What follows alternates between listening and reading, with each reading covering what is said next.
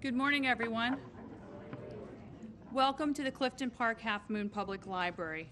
We are very pleased to have David Pietrusza with us this morning to talk about his latest book, 1948, Harry Truman's Improbable Victory and the Year That Transformed America.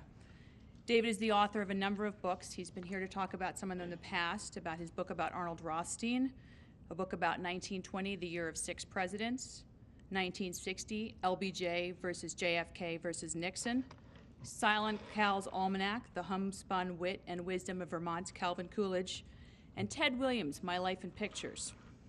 He's also written and produced a WMHT documentary, Local Heroes, Baseball in Capital District Diamonds. Reviews for his Harry Truman book talk about how lively it is, illuminating portraits of 4 candidates, and the even-handed appraisal of Truman is especially compelling. The journey that he takes to get us to Election Day is one that he has definitively become the best at leading. In his past, his work has been compared to Theodore White's classic, The Making of the President series. After 3 straight home runs, I think Pietrusza is the undisputed champion of chronicling Americans' presidential campaigns. He holds a master's degree in history from the University at Albany and has served on city council in Amsterdam, New York, and is the recipient of the 2011 Excellence in Letters and Arts Award of the Alumni Association at the University at Albany. In addition to doing presidential biographies and elections, he is also a member of SABRA, the baseball historian organization. He is a Casey-winning judge and jury and an Edgar Award finalist for his book on Arnold Rothstein. Ladies and gentlemen, David Pietrusza.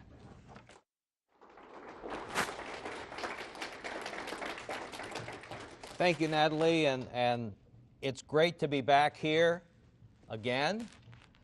And the question that people always ask me about my books is, why did you write this book? And Americans claim to hate politics, but we love elections. We love sports, my sports background, your sports background. The whole country is crazy about it. We love the competition. We love the 162-game series and things going down to the 7th game of the World Series. We love Mazeroski hitting the home run, and we love Bill Buckner and Mookie Wilson. And 1948 is one of those Mazeroski, Mookie, Bill Buckner moment elections. This is when the underdog comes back and pulls it out when everyone has written them off. That's Harry Truman's improbable victory. That's the year that was, that's the election that was, the great iconic comeback, the great surprise when the pundits are proven so spectacularly wrong. That's another thing we love. We love to be smarter than all the guys you see on TV and writing the newspaper columns. And Harry Truman, who was just an ordinary Harry, the only president of the 20th century who doesn't go on to college. He's a high school graduate. Not the only one since. Not the last one, the only one of the 20th century. You have to go back to Andrew Johnson, to Abraham Lincoln to find such a common man.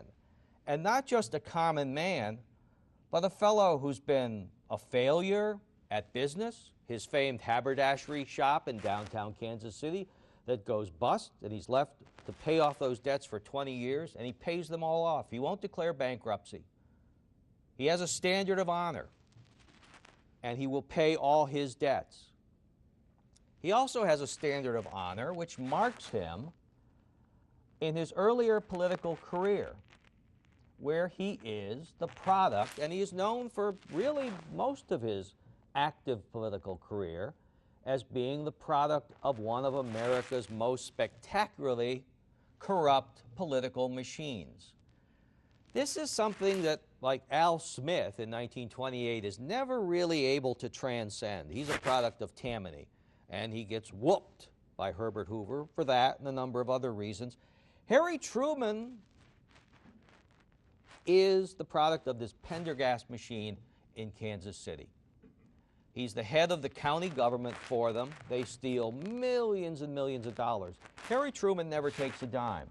He has to kind of wink at what goes on in some cases. He has to get things done.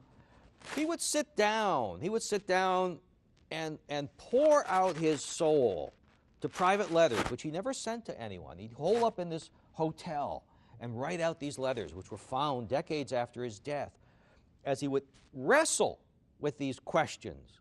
Am I a public servant or am I a crook? Am I doing the right thing? He's conflicted by this, but he stays in this machine, and he eventually determines to get out of local government. He wants to be a congressman. But he's such a puppet, he's such a nobody, even at that time, that it's like, no, Harry, you can't be a congressman.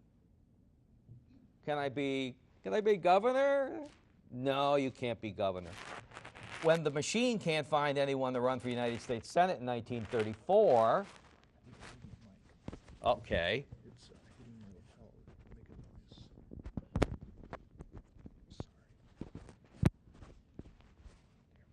We now return to our regularly scheduled programming. So, the machine can't find anyone to run for Senate, United States Senate in 1934. You think they could. It's going to be a big Democratic year. Harry pulls it off, but he goes into the Senate again. He's like a nobody, a nobody. And then disaster strikes. 1939, Boss Pendergast on Good Friday goes to the federal pen for corruption. And people say, well, that's the end of Harry Truman now. Who's going to want him?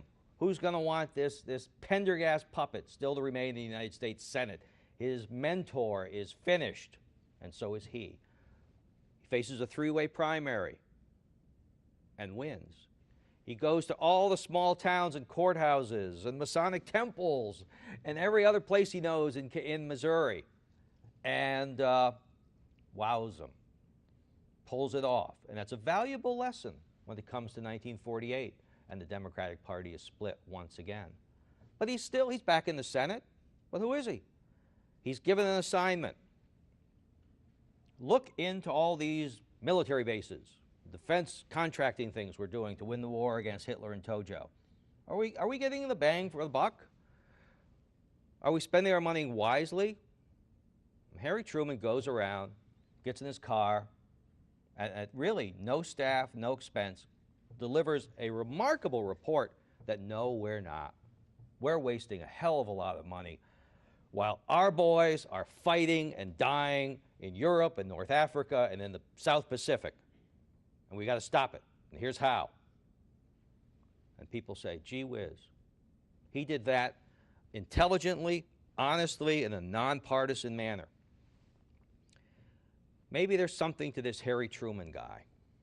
Which takes us to 1944. Franklin Roosevelt is looking for a fourth term. The war is still on. And in 1940, he had dumped his vice president, John Nance Garner, who had grown a bit too conservative for the New Deal. And he puts in Henry A. Wallace, his Secretary of the Agriculture, who is a very left-wing, kind of new age kind of guy for back then. And he forces Wallace on the ticket in 1940. The Democratic Party does not really want him. And in 1944, Roosevelt is getting the word back. You keep this guy on the ticket, he could cost you 1 million votes. Roosevelt's a great politician. He knows what this means. And he says, I've forced Henry Wallace on the party once. I can't do it twice. I can't do it twice. He's got to go. Not in so many words. Not so many words, but he eventually slits Wallace's throat. So who do you replace him with?